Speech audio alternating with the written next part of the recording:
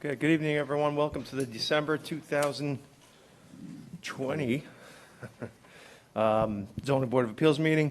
Board members' names are in front of you on the, in front of their desks and what have you. The way we operate is we'll hear the case. I didn't think it was going to be this crowded tonight. I'm a little surprised myself here. And we have two cases on the docket. So the way we operate is we'll swear the applicant in. We'll hear their situation. I'll poll the board for any questions or concerns. Then I'll open it up to the public. Once we close the hearing, there is no further input from the public. So anybody and everyone can speak at any point. I just seen the size of the crowd tonight. If there's redundancies, please keep it to the point and keep it simple and short. Will you all please, oh, I'm sorry, with us also is Mike Carnazza, zoning board inspector, and Greg Fulchetti, town council. Please stand and join me for the Pledge of Allegiance.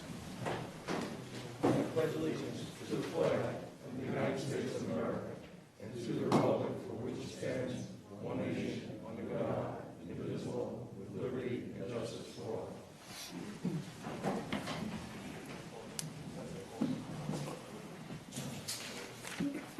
All right, our first case tonight, number one, is Mayhoven LLC for variation of section 156-15, seeking permission to construct a bathhouse, pergola, rain garden, and extend dock.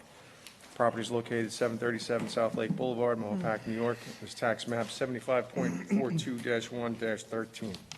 All right, representing tonight? Yes, good evening, Joel Greenberg, architect for the applicant. Good evening, Joel.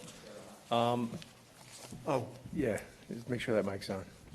Tap it, you can tell if you tap it.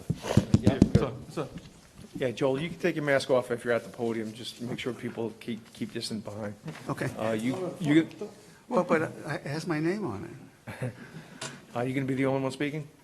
Well, let my client, just in case he All right, wants to state say. your name Just for the introduce record and myself. address. Lubomir Kennedy, I'm the owner of Mayhoven LLC and the owner of the property. And what's your address, please? 405 Grand Terrace, Mamaroneck, New York. Okay. Raise your right hands. Swear to tell the truth, the whole truth, nothing but the truth, so help you God. I do. Thank you. All right, Joel, bring us through it. Okay. As you can see from the site plans that are in front of you, this is a parcel of land approximately 15 feet wide on South Lake Boulevard, obviously on the lake. We have been before the planning board several times. We've also been before the environmental board. And this project has developed from something that was considerably larger in scope. And after meetings with the planning board on several occasions, we've reduced the scope of the project. We've also eliminated the rooftop terrace over the bathhouse, so that we feel that we've come down to the point where the planning board unanimously referred us to this board and to the conservation board. But obviously, because of the size of the property, we need several variances. Obviously, there is no vacant property for sale either to the east or the west of us. Those are all developed properties also along the lake. So we need several variances, which I'll go through very quickly. Lots of this nature require a minimum of 3,000 square feet. We only have 961. Lake frontage is required 50 feet. We only have 15. Lot depth, believe it or not, it's 30 feet, so we conform there. We have 68 feet. Parking, we're one of the few lots, even though it's so small, that requires 2 parking spaces. It's one for every 750 square feet. However, we do have 1 parking space, unlike some of the other smaller lots, which have 0. And then this side yard variance and a rear yard variances that are needed. Again, I will go over the site plan with you, so we'll see exactly what we're talking about. Wait, we're going to take this one. This is South Lake Boulevard over here. This is the lake. In addition to the bathhouse and the pergola, obviously, the requirements of the Conservation Board require us to install a rain garden to take the drainage off the roof of the bathhouse. Also, we're going to redo the dock. However, the existing dock, both to the east of us and the west of us, and ours exceed the 25 feet. Obviously, we can't do anything about the ones that are off our property, but we are going to pull back. When Mr. Canetti bought this property, this dock was already there. However, we're going to pull that back so that the dock will only be 25 feet, which is what required by the code, so there's no variance required there. Another thing that we've done, after much discussion with the planning board, the pergola, which has 4 posts, at the recommendation of the planning board, they suggested that we put the pergola posts along the property line and make those posts part of the fence that's going to be put along the easterly property line. There is 1 parking space. We've been in discussion with the New York State Department of Transportation, and we've responded and accurately to all of their issues. There's just 1 issue left, which hopefully will be taken care of shortly. We've responded to that particular request. This is the bathhouse.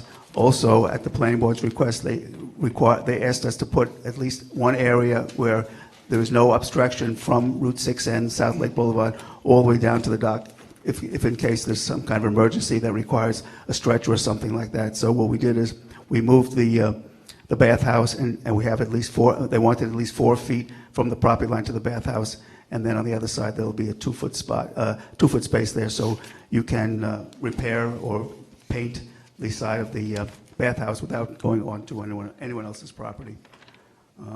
This is the sections and requirements for the rain garden, and also to protect the lake, we have a turbidity curtain so that any work that's being done when we fix the deck will not go beyond this turbidity curtain, and the lake will be protected, which is again one of the requirements of that.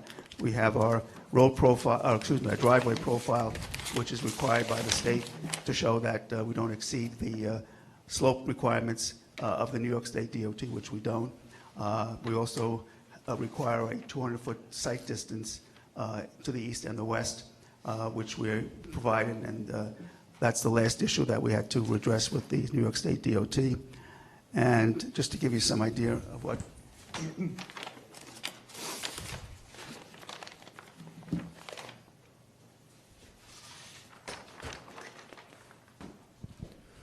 Joel, what's the intended use of the bathhouse? That's basically for changing clothes only, or is there storage going to be going in there? That's a good question. I apologize for not responding or not addressing it. Yeah, the bathhouse is basically for storage, for changing. There's no water, there's no sewage. It's just strictly, there'll be a light or 2, and that's about it, but nothing else. And it's got a flat roof, or you said No, you changed? the way the perspective is, it's going to have a sloping roof, which will be a higher facing the lake. You'll see it in the other rendering. And then as we come back toward South Lake Boulevard, it'll come down here. And then the drainage will come down through the bathhouse and wind up into the rain garden. All right, and then the rain garden, what are the details there? I see it's on that 1 drawing, but it's not on the packet that we received. Yeah, you should what- receive this drawing here, which has all the details of the rain garden. It's been reviewed by, we went to the Conservation Board actually a week ago today, believe it or not, and No, see, that detail, that cross-section detail is not on our drawing, so just bring us through that. Where does it drain out to? Oh, okay. Sure. Okay, I know why, because we filed with this before we filed with the Conservation Board. Anyway, to make a long story short, this is the area that we have to address as far as drainage is concerned. The roof of the bathhouse will slope from high to low, so the low point will be over here. There'll be a gutter across the front, a leader coming down, and will go right into the rain garden. This is the plant list for the rain garden. This is a section through the rain garden. Basically, for the audience that may not know what that is, basically, it's a depression that's created in the site, and then a series of wetland plants, which are all enumerated here. We have about over 30 plants, wetland plants, that will be put in there, and obviously the stormwater from the roof of the bathhouse will go into that rain garden and be absorbed by the wetlands plant. It's a fairly common thing. We've done this before on other properties that we've developed along Lake Mahopac, and they've been very successful. All right, you stated there's no other property you can purchase to make this into conformance. No, yes, the property to the east and the property to the west are all developed, so there's basically no other property. All right. Let me just turn this around so you can see what the site looks like from the lakeside. Was this reviewed with the immediate neighbors left and right? Is there any discussion?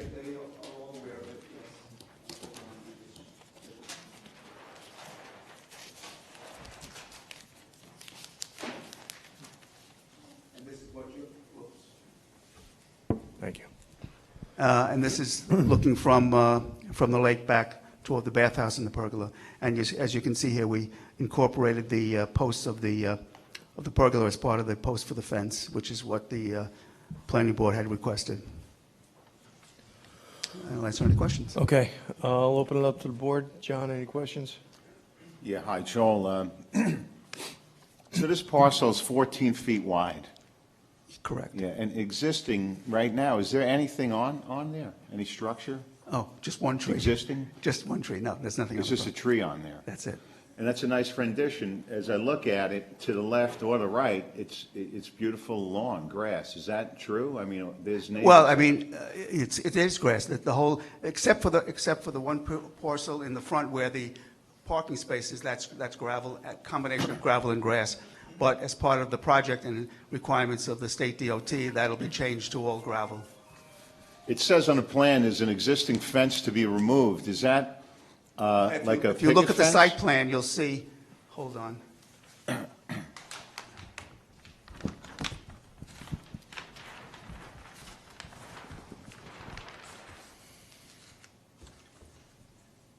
If you look at this line, it says remove existing fence. This fence right now is actually 2 or 3 feet into our property. So obviously, that's going to be removed, and a new fence will be put along the property line. And then it says on the, would be the west section, existing fence to remain. Right, What there's that? an existing fence over here, which is just off of our property, but it's still going to have 2 fences, so that, we'll just leave that fence as it So is. that's not part of the property, that No, existing fence? actually, it's interesting. This fence here is 2 feet onto our property, and the fence along the the westerly side is about 2 feet off. And what's the height of that fence that's proposed Uh, right now? That double layered fence that you're proposing to install? Yeah, that'll be 4 feet high. 4 feet. Okay, no further questions. All right, Rose, anything? Every once in a while, we get a case where you just shouldn't build a structure. I look at the plans, I look at the picture you showed us, and I see we've lost all sight of the lake. You have a tiny 4-foot section where you can see the lake. It'll obstruct the entire thing. And I have an issue with that. These are substantial variances, and I'm afraid they'll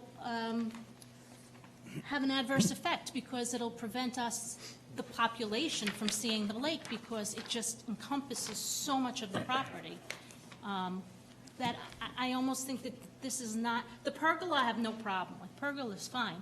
But when you obstruct, you have a 14-foot wide piece of property, and you're gonna use, 8 of the 14 feet, and you're only leaving 2 feet on one side and 4 feet on the other with fencing, it just will obstruct the entire lake and from that spot, and I think that's an issue for me. I don't know about the rest of the board, but I see that as a problem.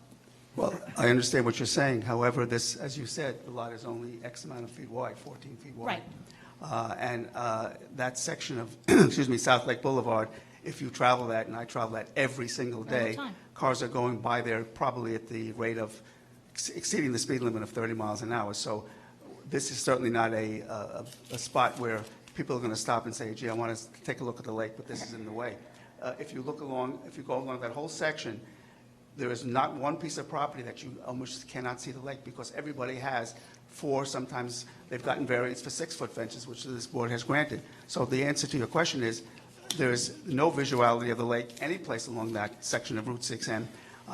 Very rarely is there a spot where there is either a stone wall or fences, plastic or wood fences. So the answer is why penalize this gentleman or this owner from putting on something very small? Yes, the property is small, but again, we're not obstructing anyone's view because, as I said, if you go all the way up and down Route 6N, South Lake Boulevard, I don't think, I could be 100%, I could be wrong, but I don't think there's any spot here where the view of the lake is obstructed by either a stone wall or a fence. And I think, as you look from the rendering, I think this is something that will actually enhance the area, because this, again, the pergola is going to be a very nice feature. The bathhouse, I mean, I think they're entitled to have some place where they can change and stuff like that. This is not a huge building. We had it larger, and after the recommendation of the planning board, we provided this 4-foot opening here so that, God forbid, there's an emergency, people could get there with a stretcher or whatever. And we left the 2 feet on this side so that the building could be maintained. I don't think it's overusing the property. I think, if anything, it's enhancing the property.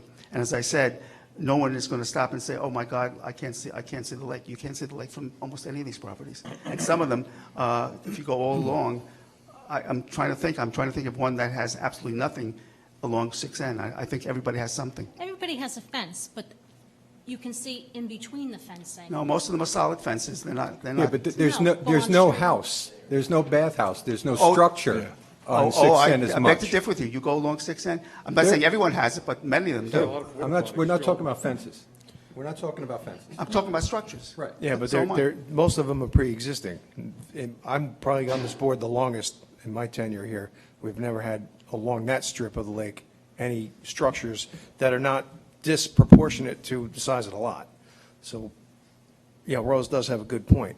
I mean, you could certainly achieve a changing room and storage means of a 4-foot by 8-foot wide type of shed, but something that size on a lot this size is out of proportion. So I have to tend to agree with Rose here. So do I. So, Rose, do you have anything further? No, that's it. I saw it and I just said, Silvio? I can't agree to something like this. Julie? Bill? Any comments, questions? Well, Mr. Chairman, with respect, the bathhouse is to be used for lakeside activities, and occasionally there's rain, as I'm sure we all agree, and, people should be able to sometimes sit without being under the rain. I hear what you're saying, but unfortunately, you purchased a small lot. So it's, I think you're reading the board here. It's kind of asking a little too much. So I think we'll probably have to look for some negotiations here. But you know what, I'm going to open it up to the public at this point, unless you have anything further. No, we'll respond. Okay, because I'm sure there are some people here. I mean, it's a big crowd, so. At this point, I'll open it up to the public for any questions, comments, concerns. Sir? Just grab a mic, state your name and address for the record. Oh, and when you're done, just write your name on that sheet in front of you. Bert Melchner, the neighbor. Swear to tell the truth, the whole truth, nothing but the truth, so help you God. I do. Well, just state your address for the record, too, Bert. 722, 31 High Ridge Road, Mayapack, New York. Give my parents' address. Beautiful song. All right, go ahead. So just a couple of things. I'm all for, putting whatever you need on a piece of property. But I am the neighbor. We didn't discuss any of this. And which side do you want? I'm sorry. If you're facing the If lake? you're facing the lake, I'm on the left-hand side. So I have the fence. You guys gave me the fence to put because when this property was sold, all the natural barrier was taken down, and cars stop along the road.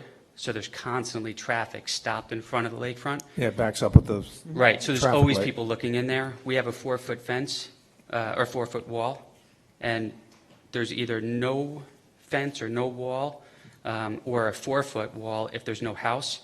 The only place on Route 6 that there's anything bigger than a 4-foot fence or a 4-foot wall is when there's a house. So if you drive down there, you'll see that. But you guys gave us a variance for a 6-foot fence because the natural stuff was taken, and I have little girls that are running around in bathing suits and playing, and when cars are stopped there, they were just staring at my kids. So it was a great thing, to do that. But I am next door, and I wasn't, just to clear it up, I wasn't consulted on any of this. So, look, put a shed, great. I think it's a lot, but, it's not up to me.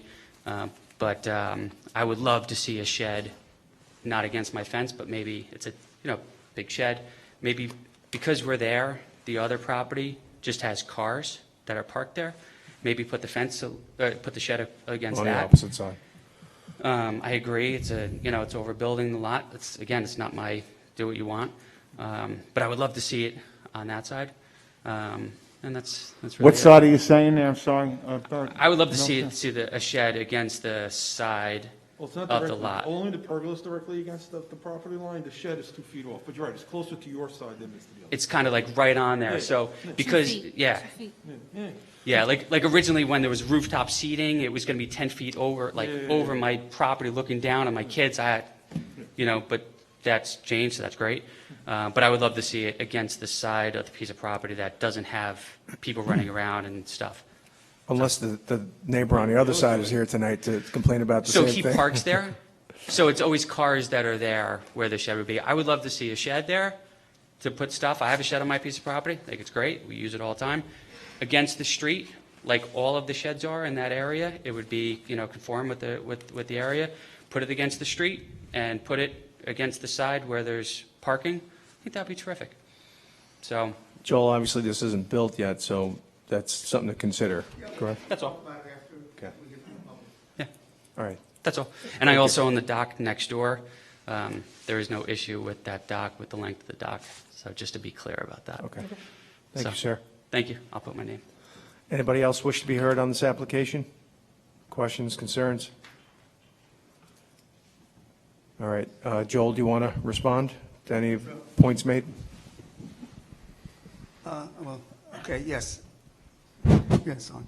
I've known Bert for many, many years, and I can understand his concerns. I guess if the other side, which is the easterly side, is just parking cars along, that's the person that owns that piece of property, I think we can consider, perhaps flipping it to 4 and 2, and also based on what Rose said and a couple of the other board members said, also consider, reducing the size of the sheds so that we can, I think you can achieve similar square footage if you go longer, not as wide from the lake view. I mean, That's another possibility, I'm looking too. at like a 10-foot by 15-foot shed right now. I think it's 8 by It's 15. 8 feet wide, So, John. I mean, yeah, you can achieve the same, somewhat of the same, So what you're saying is to make it Needs. longer and narrower so we have more side yards? yeah. Okay. I think that's reasonable. Maybe you want to come back next month and show us your new drawing? Yes. Yeah, I mean, you're not using the property this time of year, so Oh, we have Yeah, we're ready to build tomorrow. If I may just, I think the planning board's suggestion of having the shed where it is was, they wanted to see the 4-foot path from Route 6N to the lake. And if we move the shed to the other side, that won't be able to happen because there's a tree right in the middle of that 4-foot path. yeah, but if you narrow it, you If make we narrow it down, then we could perhaps get more equalized, at least give the planning board the 4-foot, and maybe the 2-foot becomes 4-foot or something like that. Yeah, I mean, we were following those recommendations. That's how it came to it. That's what I'm All saying. right, so we'll revise the bathhouse and see you folks next month. Mike, when is this, Where's the tree? Sorry, I didn't mean to. when is this on the agenda for the Here, planning board? They're waiting on our Mike, if you look referral. at the site, just before you get to the dock, there's a big black dot, that's the tree. Okay, so they were concerned, as they were talking about having access for emergency personnel. A tree by the lake isn't going to be in the way of a gurney if they have to go get somebody, God forbid. Once they. They wanted it straight. Well, No, I'm just telling you, that, a tree down by the lake isn't going to be in the way. Yeah, but- That's why they asked to move the posts into the fence, so that this way it wouldn't be another post in the way of trying to get through there, that's all. Correct. So I don't think the tree down there would be a problem, but get it in front of the board and show them and make sure they're good with it. All right, Is there any flooring to the pergola? It's all just on grade, right? oh, yeah, it's on grade, yeah. Grass. Hold them, what over? All right, anybody else on the board have any questions? Discuss it. and see if- Okay, I'll look for a motion to close the hearing on this application. Motion to hold it over? Hold over. Oh, I'm sorry.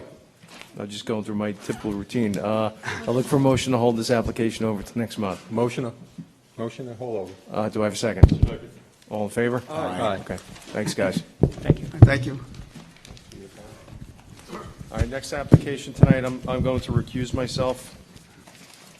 And Just Chair, before I leave, have a what? Huh? Oh, thank you. Have a good holiday, Happy New Year. and You most too, importantly, you guys, Stay too. safe. you too. Stay Likewise. healthy.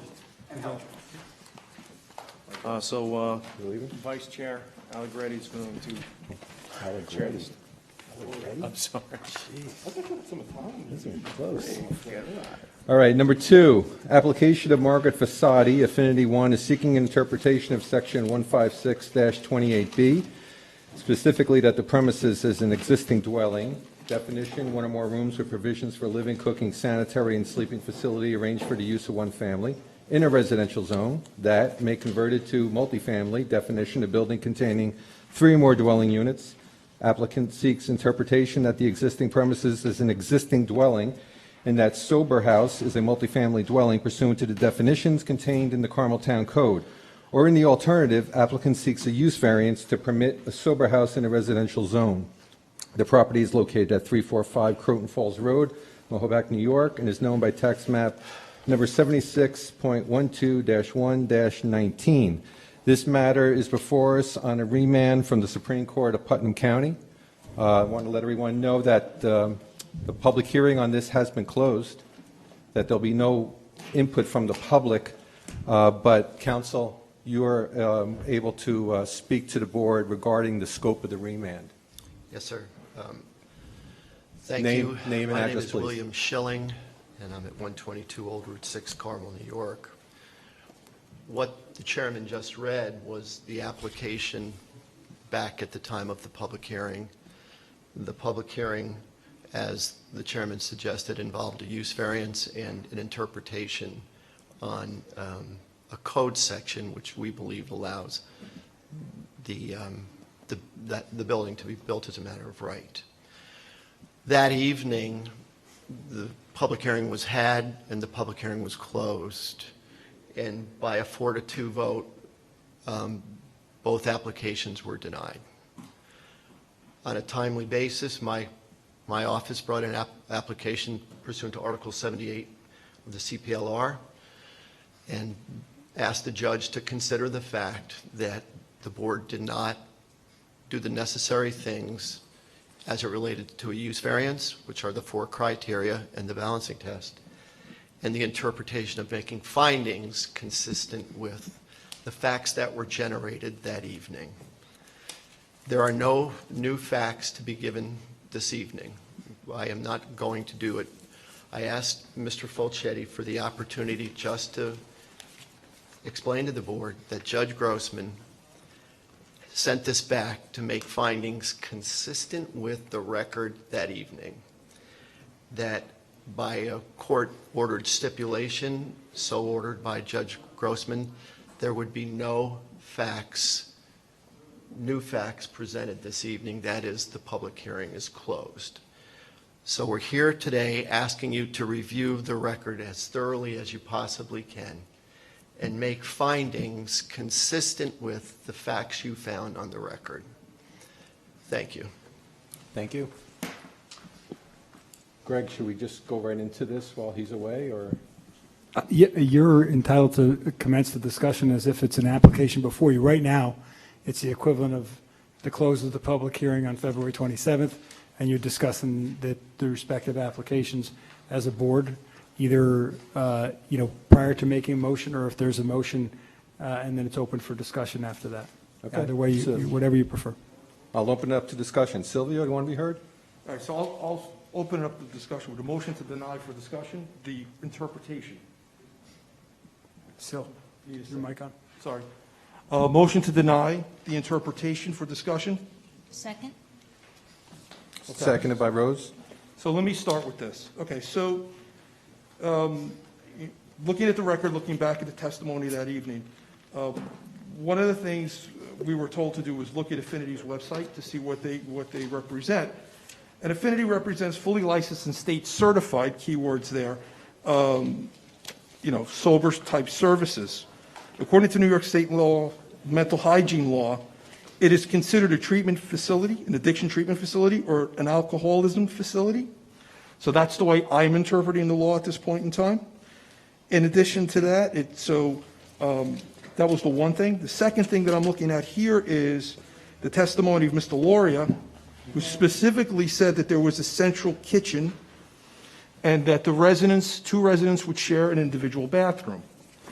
Mr. Schilling was making a argument that this was a multifamily dwelling. A dwelling unit in our town code is defined as one or more rooms with provisions for living, cooking, sanitary, and sleeping facilities arranged for the use of one family. Clearly, the cooking facilities are shared, so this is not a dwelling unit, therefore cannot be a multiple dwelling unit. In looking at this further, the closest thing in our code that it comes to is a convalescent or nursing home. At least, again, this is my one board member's interpretation. As a convalescent or nursing home, its use is prohibited in our zone. Its only use is probably prohibited. Probably the closest thing to it is a hospital, and that's in a C or BP zone.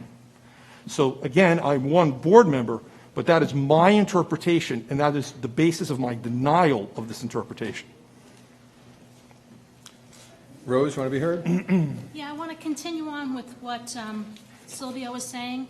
In our code 156-8, there are definitions, one being a multifamily dwelling, a building containing 3 or more dwelling units. Well, what's a dwelling unit? The definition in our code, in the definition section, is one or more rooms with provisions for living, cooking, sanitary, and sleeping facilities for the use of one family. That's what Silvio said. Then you go on to the code and you read, what is a family in our code? And a family in our code is 2 or more persons related by blood, marriage, or legal adoption, or 5 unrelated adults living together as a single housekeeping unit. Now, they're talking about 12 to 14 residents plus 2 employees. That's 300% of what our code allows. Our code says family is 5 unrelated, but they're talking about 12 to 14 plus 2 employees. So you have significantly more than our code allows.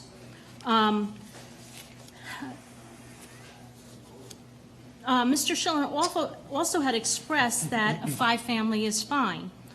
He had said if we don't grant this, we could potentially be looking at a multifamily, which is fine. The possibility is there, but under our code right now, I don't foresee being able to allow 14 people plus 2 residents be considered as a family in a multifamily dwelling.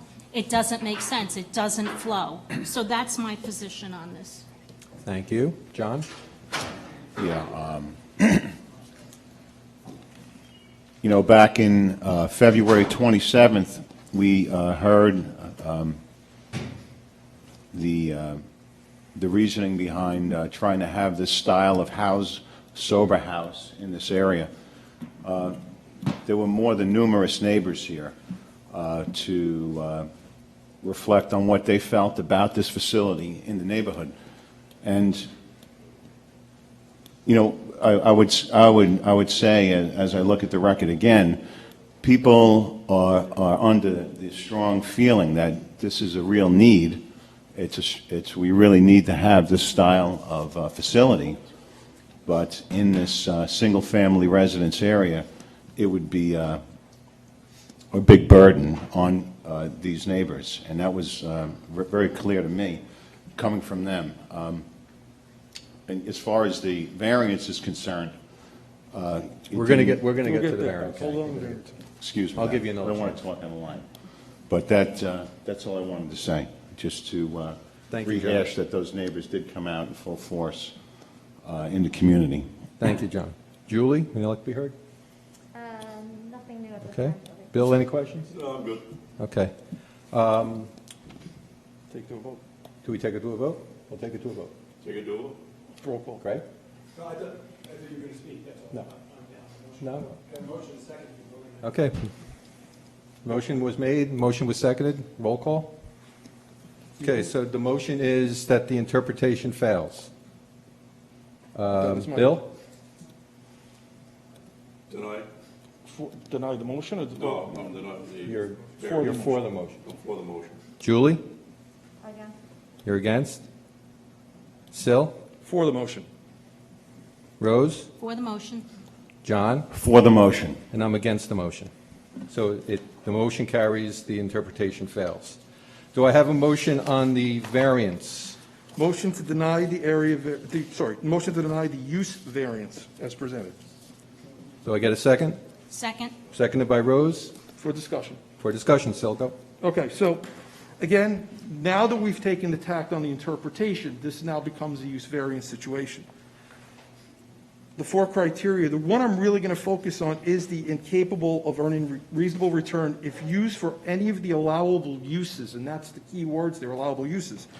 I think we've established that that is not an allowable use the way it's presented today. Mr. Schilling in his testimony continually said the property cannot be marketed as a single-family property. Yet all of his arguments were about turning it into a multi-family property. He never presented any evidence to us about the return on turning that into a multifamily property and selling it as a multifamily property. He only short-sighted it to the relationship with Affinity One. So in my opinion, because the burden of proof is on the applicant, he failed to provide that the allowed use, which is a multiple family property, he did not provide any economics to show that that is something that can be done. So in my opinion, he failed in the use variance criteria of incapable of earning a reasonable return if used for any of the allowable uses, is what the state law says. We never saw anything on turning that into a multifamily home. We only heard about selling it as a single-family home. So on that basis alone, the burden of proof is on the applicant. I have to deny this application. Rose, you'd like to be heard? Yes. The question is, what is a reasonable return? I don't feel it was demonstrated. I believe that Mr. Schilling talked about a realtor. I thought the realtor saying that it can't be marketed as a single-family home was in 2014, but I can't be sure of that. I don't know what 2020 would bring. We're in a different time from 2014. He did say it listed several times, but he never showed evidence of the listings. In the discussion, he talks about the applicant having tax issues and a judgment against them. Is the tax issue property related? Is it income tax? It's all very fuzzy. We don't have exact information. What kind of tax issue does she have? I don't know. And the judgment, there was no insurance on a property where you had a tenant. Certainly there should have been some kind of insurance. So this all goes into incapable of earning a reasonable return and what her dollars and cents issue is. Also, the essential character of the neighborhood. There are inconsistencies in our record. Mr. Schilling talks about there were 2 neighbors. The neighbors are saying there are 9 to 11 neighbors within 500 feet. What is the distance between? How far are the neighbors? That would affect the character of the neighborhood for people. How far are they living from the structure? I don't have a problem with the uniqueness. Obviously, it's a very unique building. Self-created. She bought a building that was a theater, and she did take risks there. You know, the typical person doesn't buy a theater and then say, well, I'm going to make a compound out of it. There was a certain amount of risk there that she took. So that being said, especially the earnings, I have to say, I don't see it as a use variance either. I just think that maybe we didn't get enough information, maybe we should have questioned more. However, I think as it stands at the record at this moment, there's not enough information for me to grant a use variance. Thank you, Rose. John, any questions? No, I don't want to be redundant. Okay. Julie, any questions? No, thank you. Bill, any questions? No questions. All right. Based on the record that we had from February, is my position that the 4 considerations for us that must be proved by the applicant for a use variance were met. I believe there's ample evidence to show that there was incapable of earning a reasonable return, and there was financials to support that. Regarding the properties affected by unique or at least highly uncommon circumstances, I believe that fits, as Rose said. Number 3, will not alter the essential character of the neighborhood. I do not believe it will. And I do not believe that the record shows that it was self-created. As I said back in February, that I think this is something that is needed, and I think that this is something that the town would be proud to have. And I do think that the variance is the proper thing here. Okay. Open for a vote? Okay. Bill? Motion to deny. So No, I you're made for the motion. motion? For the motion. Okay. Julie? Against? Silvio? For the motion. Rose? For the motion. John? For the motion. And I am against the motion. Okay. Call John back. John? Good to go. I thought you were. Yeah, I thought he was still. Thank you, Vice Chair. At this point, does the board feel they need to take a break? Okay. For minutes? Just checking, just checking. All right, at this point, there's no input from the public on any application this evening, which there wasn't on the second one as well. And the first one's held over. So we so- I thought we were voting on it. No, you're right. So, That's it. then We're the done. minutes, do we have? Do we have minutes? No minutes. No here. minutes. Happy Hanukkah, Merry Christmas, Happy New Year. See you All in right. January. Happy holidays, everyone. Thank you for coming out tonight. Be safe.